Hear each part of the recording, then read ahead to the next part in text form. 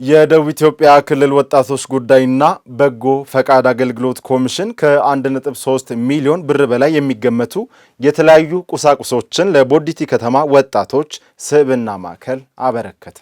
በክልሉ ከ500 በላይ የወጣቶች ስብዕና ማዕከላት መኖራቸውን የጠቀሱት የወጣቶች ጉዳይና በጎ ፈቃድ አገልግሎት ኮሚሽን ኮሚሽነር አቶ ማርቆስ ማቴዎስ የማዕከላት አቅም ግንባታ ስራ በትኩረት እየተመራ ነው ብለዋል።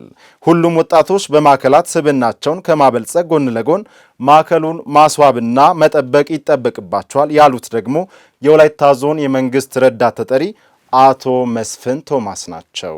ተጨማሪ ዘገባ ያደረሰችን ትዝታ ታከለ ናት። በክልሉ በተለያዩ አካባቢዎች ያሉ ማዕከላትን ከማዘውተሪያነት ባለፈ የወጣቶች ስብዕና ማበልጸጊያ ስፍራ ለማድረግ የተጀመሩ ተግባራት እየተሳለጡ እንደሚገኙ በቦዲቲ ከተማ ለሚገኘው ሞዴል የወጣቶች ስብዕና ማዕከል የተደረገው የቁሳቁስ ድጋፍ አንደኛው ማሳያ ነው። እዚህ ቦዲቲ ከተማ ወጣቶች ስብዕና ማዕከል በጣም በርካታ አገልግሎትን የሚሰጥ ማዕከል ነው። ዛሬ ደግሞ የተደረገው እጅግ በጣም አቅም የሚሰጥ ለማዕከሉ ለወጣቶች የተለያዩ የመዝናኛ እቃዎች መጥተዋል።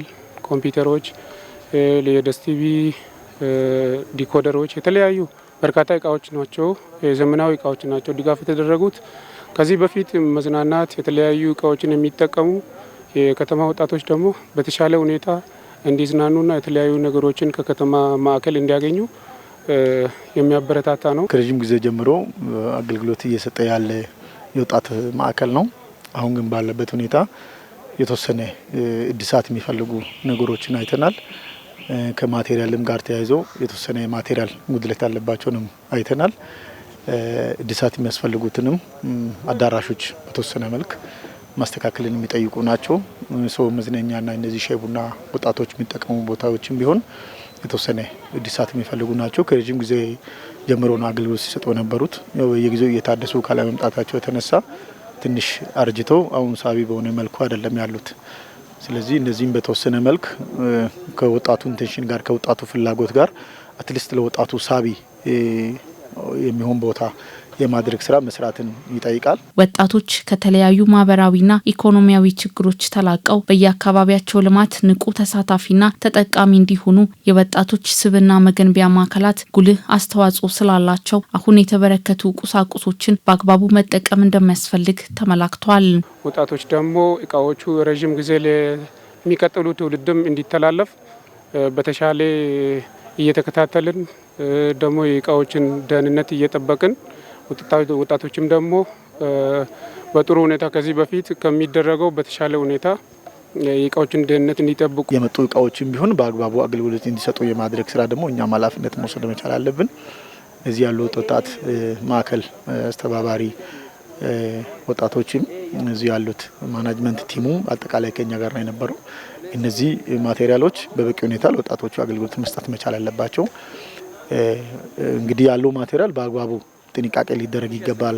ተገቢነት ባለው መልክ ነው አገልግሎትን ሊሰጥ የሚገባው። የወጣቶች ስብዕና መገንቢያ ማዕከላት ወጣቶች ራሳቸውን በአካል በአእምሮና ስነ ልቦና የሚያንጹበት ነው ያሉት የወላይታ ዞን የመንግስት ረዳት ተጠሪ አቶ መስፍን ቶማስ ወጣቶች ዘውትር ወደ ማዕከሉ ጎራ በማለት እውቀትን እንዲሸምቱ አሳስበዋል። ተከታታይነት ያለውን የተለያየ አገልግሎት እስካሁን ድረስ ሲሰጥ የነበረ ነው።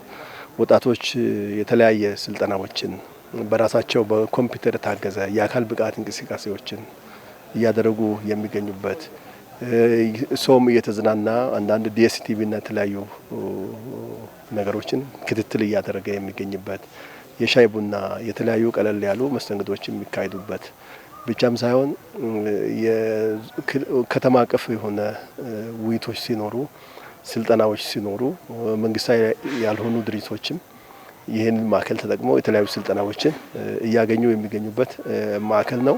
አጋጣሚ በዞናችን የተሻለ እንቅስቃሴ ላይ የሚገኝ ነው። አሁን እነዚህ አገልግሎት ላይ የሚገኙ ነገሮችን ማብቃት የበለጠ የተሻለ ደረጃ ማሻገር ይጠበቃል። እንደ ዞን ደግሞ ድጋፋችንን አጠናክሮ መቀጠል የሚፈልግ ነው የሚሆነው። የደቡብ ኢትዮጵያ ክልል ወጣቶች ጉዳይና በጎ ፈቃድ አገልግሎት ኮሚሽን ኮሚሽነር አቶ ማርቆስ ማቴዎስ ማዕከሉ ለወጣቱ ከመዝናኛ ባለፈ የገቢ ማስገኛ ጭምር መሆኑን ገልጸው ቀጣይ ድጋፍ የሚሹ ጉዳዮችንና ተጨማሪ ቁሳቁሶችን የማሟላት ስራ እንደሚሰራም ተናግረዋል። አንዱ ከይዞታ ማረጋገጫ ጋር ሲሪየስ ችግር አለ። የባለቤትነት ማረጋገጫ ጋር ሁለተኛ የሚተዳደሩበት ህግና ደንብ ችግር ያለበት ነው። ውስጥ ያሉ ሰራተኞች ራሱ የሚተዳደሩበት ደንብ መመሪያ የለውም። ስለዚህ እነዚህ ችግሮችን ለይተን እንደ ክልል ለመፍታት እየሰራን እንገኛለን። ለምሳሌ ከሁሉንም አይነት አገልግሎት ከመስጠት ባሻገር ራሳቸውን ችለው ወደ ሶሻል ኢንተርፕራይዝ እንዲሸጋገሩ የማድረግ ስራ በእኛ ክልል ደረጃ 1-2-3 ማዕከላትን ጀምረናል። በሶዶ፣ በዲላ፣ በአርባ ምንጭ የመንግስትን እጅ የሚጠብቁ ማዕከላት ሳይሆኑ የራሳቸውን ገቢ አመንጭተው አገልግሎት የሚሰጡ ማዕከላት ለማድረግ የጀመርናቸው ስራዎች አሉ። ይሄን በቀጣይ አጠናክረን እንቀጥላልና ከወጣት ማዕከላት ጋር ያሉ ችግሮችን በዛ መልኩ ለመፍታት እየሰራን እንገኛለን። ወጣቶች በስነ ምግባር የታነጹና ስራ ፈጣሪ እንዲሆኑ ማዕከላትን የማዘመንና በበለጠ ሁኔታ አቅማቸውን መገንባት እንደሚጠበቅም ተመላክቷል።